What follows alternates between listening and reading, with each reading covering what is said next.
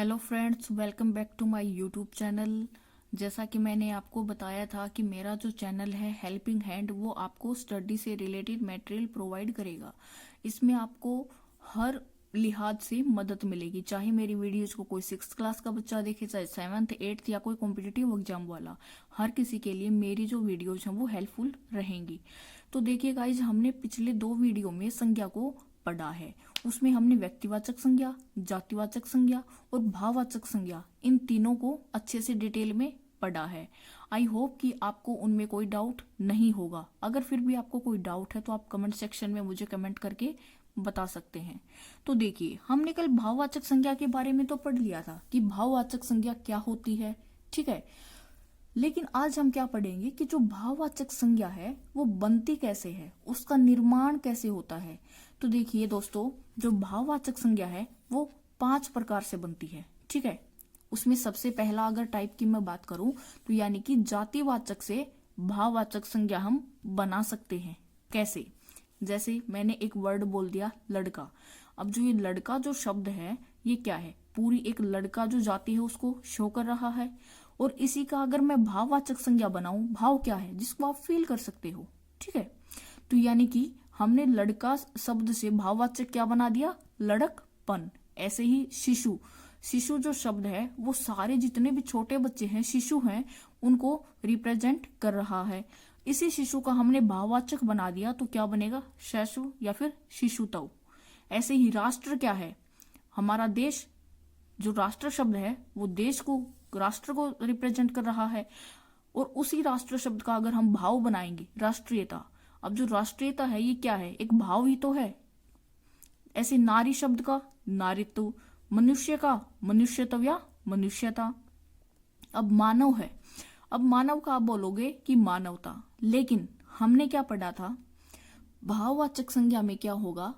आपका एक भाव होगा, ठीक है, जिसको आप फील कर सकते हो, ठीक है। अब वो भाव कैसे भी हो सकते हैं, वो आपका गुण भी हो सकता है, वो भाव आपका दोष भी हो सकता है, या कोई आपका रंग रूप आकार कुछ भी हो सकता है। तो यहाँ पे जो मानवता है वो हमारा गुण है, ठीक है। ऐसे ही देव शब्द का देवत्व, जवान का जवानी।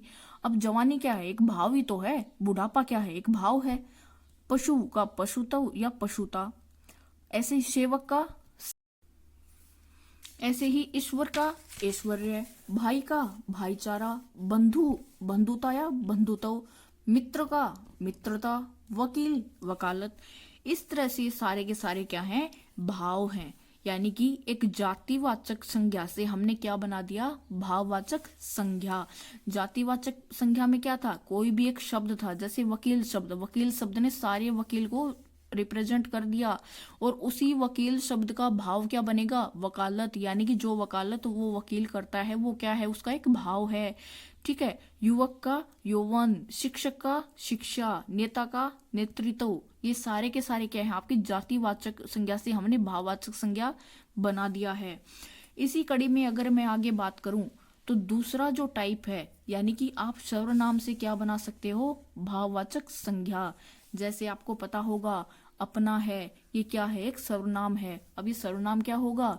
जो संज्ञा के जो शब्द है उनकी जगह पे यूज होगा। जैसे राम एक अच्छा लड़का है, राम 5वीं क्लास में पढ़ता है, राम बहुत ही होनहार विद्यार्थी है। यहाँ पे बार बार राम राम राम राम को जो हमने रिपीट किया है, अब हम क्या करेंगे? उसी राम राम को बार बार रिपीट ना करके उसकी जगह पे कोई भी सर्वनाम यूज कर देंगे। जैसे वह अच्छा लड़का है, ठीक है। स्टार्टिंग में हमने बता दिया कि राम एक अच्छा लड़का है, फिर हमने बोला था राम 5वीं क्लास में पढ़ता है, वहां पे हम बोल देंगे वह 5वीं क्लास में पढ़ता है। तो वहां पे राम शब्द को वह ने क्या कर दिया? रिप्लेस कर दिया। तो इसी से हमने क्या पता कर लिया कि सर्वनाम क्या होंगे? जो संज्ञा शब्दों के जगह पे यूज होंगे। अब इसी कड़ी में हम बात करते हैं, जैसे अपना क्या है? एक सर्वनाम है। अपना से क्या भाव बनेगा? अपनापन या अपनत्व, राइट। अब मम क्या है? एक सर्वनाम है। मम से क्या बनेगा भाव? ममता या ममत्व। आप से आपा। अब कई बार आपने सुना होगा, अरे भाई अभी उसके पास मत जाओ, अभी वो बहुत गुस्से में है, उसने अपना आपा खो दिया है, ठीक है। सव से शवतव, अहम से अहंकार, निज से निजतव, पराया से परायापन, सर्व से सर्वस्व। जो उदार जो शब्द है, ठीक है, उसका क्या बनेगा, उदारता। लेकिन उदार होना क्या है, एक विशेषण है, यानी कि ये किसी चीज की विशेषता है। ठीक है, तो ये विशेषण से भाववाचक का एग्जाम्पल है, ना कि ये सर्वनाम का। अब देखिए, क्रिया से भाववाचक संज्ञा कैसे बनाएंगे। हमने क्या पढ़ लिया, दो टाइप से पढ़ लिया, एक जातिवाचक से और एक सर्वनाम से भाववाचक कैसे बनाते हैं। अब हम पढ़ेंगे क्रिया से कैसे बनाते हैं। देखिए, घबराना क्या है, क्रिया। अब आप बोलोगे क्रिया कैसे हुई, अरे भाई आप कोई भी काम कर रहे हो वो आपकी क्रिया ही तो है। किसी काम का करना या होया पाना क्या है, क्रिया है। जैसे आप घबरा गए तो घबराए हो, ये भी तो क्रिया हुई है ना। यानी कि घबराना क्या है, क्रिया। उससे घबराहट, इसका भाव क्या निकला कि आप घबराहट, यानी कि आप घबरा गए। लिखना से लिखावट, बचना से बचाओ, चुनना से चुनाव, और जीतना से जीत। ऐसे ही खेलना क्या है, आपकी क्रिया है। उस खेलना का भाव क्या होगा, खेल। दौड़ना से दौड़। ठीक है, अब देखिए, हंसना ये भी एक क्रिया है, हंसना का भाव क्या होगा, हंसी। और लड़ना से लड़ाई। अब हमने तीन टाइप तो पढ़ लिए कि क्रिया से कैसे बनेगा, सर्वनाम से कैसे बनेगा, और जातिवाचक संज्ञा से भाववाचक संज्ञा कैसे बनेगी। अब हम बात करते हैं इसके चौथे टाइप की। चौथा टाइप कौन सा है, विशेषण से भाववाचक संज्ञा बनाना। अब देखिए, विशेषण शब्द होते क्या हैं। अगर मैं बात करूं तो विशेषण शब्द आपके वो शब्द हैं जो आपके संज्ञा शब्द की विशेषता बताते हैं कि उसमें कौन सी विशेषता है। ठीक है, जैसे चतुर होना क्या है, उस चीज की विशेषता है कि वो बहुत चतुर है। अब चतुर जो शब्द है, जो विशेषण है, उसका अगर हम भाववाचक बनाएंगे तो चतुर शब्द का भाव क्या निकल के आया, चतुराई। सुंदर का सुंदरता, मीठा मिठास, उदार का उदारता, अच्छा का अच्छाई, ऊंचा ऊंचाई। अरे भाई वो खंबा बहुत ऊंचा है, वो खंबे की क्या है, विशेषता। और उसी का भाव क्या है, ऊंचा शब्द का ऊंचाई। ठीक है, प्यासा प्यास, स्वस्थ स्वास्थ्य, गहरा गहराई। अब देखिए, हम एक वर्ड लेके चलते हैं जिससे आपके सारे के सारे कंफ्यूजन दूर हो जाएंगे। जैसे मीठा क्या है, एक विशेषण है, यानी कि किसी चीज की विशेषता है कि वो चीज मीठी है। अब विशेषता है तो क्या बोलेंगे, विशेषण। अब मिठास क्या है, आप बोलोगे मिठास, अगर मीठा विशेषता है तो मिठास भी विशेषता हुई। जी नहीं, अगर मीठा उसकी विशेषता है तो मिठास उसका भाव है। ठीक है, और जो मिठाई जो शब्द है वो क्या है, जातिवाचक संज्ञा।